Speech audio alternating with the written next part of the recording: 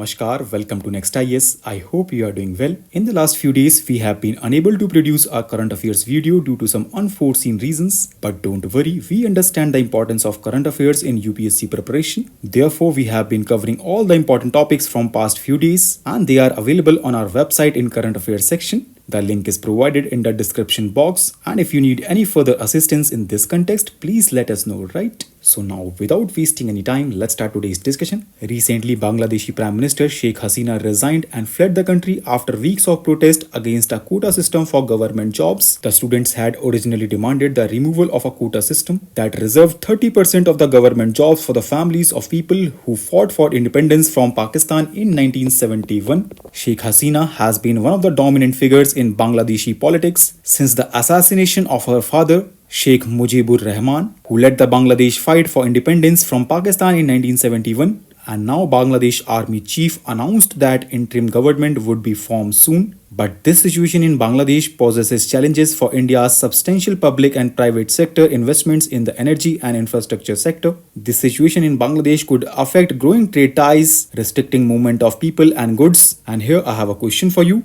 Which Indian state shares borders with Bangladesh and how recent situation in Bangladesh will impact them? Now, Supreme Court held that Delhi Lieutenant Governor has the power to nominate aldermen to the Municipal Corporation of Delhi without the aid and advice of Council of Ministers from Delhi government.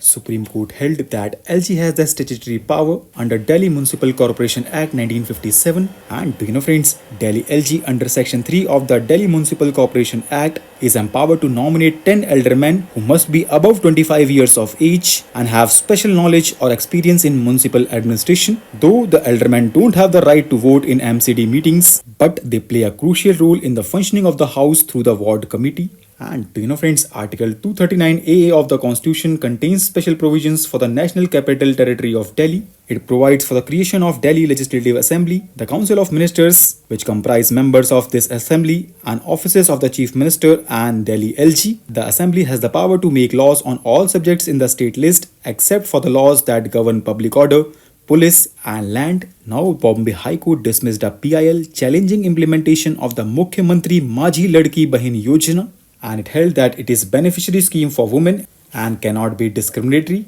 Under this scheme, 1500 rupees will be transferred into the bank accounts of eligible women aged between 21 and 65 years whose family income is less than 2.5 lakh. Next article talks about doorstep delivery of alcohol, because now states such as New Delhi, Karnataka, Haryana, Punjab, Tamil Nadu, Goa and Kerala are exploring pilot projects to allow home delivery of liquor through online platforms. And there are some arguments in favor of doorstep delivery of alcohols, like excise taxes on alcohol sales can help generate revenue for central and state governments, and doorstep delivery can help reduce drunk driving incidents and prevent road traffic crashes and injuries. But there are some arguments against this, like availability of alcohol on demand can increase consumption, promote drinking, and lead to harms related to alcohol use, because alcohol is a carcinogen and it causes at least 7 types of cancer.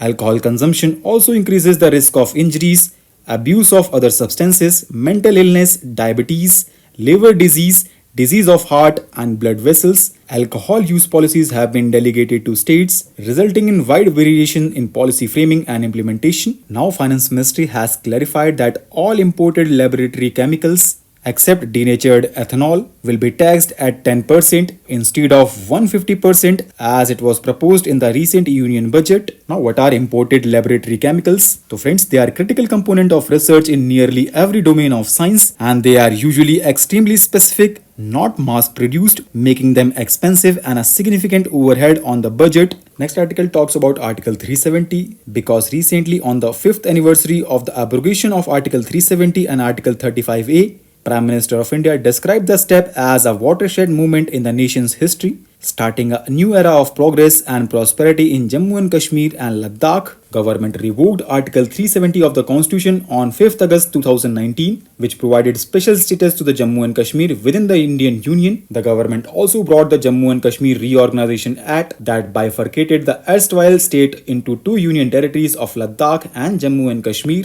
Now India will host the BIMSTEC Business Summit today in New Delhi. BIMSTEC stands for Bay of Bengal Initiative for Multi-Sectoral Technical and Economic Cooperation. It is a regional organization and it was established in 1997 with signing of the Bangkok Declaration. Besides India, BIMSTEC comprises Sri Lanka, Bangladesh, Myanmar, Thailand, Nepal and Bhutan. Next article talks about Tarang Shakti. Because India will host its first multinational air exercise Tarang Shakti 2024 in Tamil Nadu and nearly 30 countries will participate in this exercise. This exercise is being conducted in two phases and it provides a platform for participating militaries to foster interoperability. So with this, let's conclude today's discussion. Thanks for listening and for regular updates, you can follow us on various social media platforms.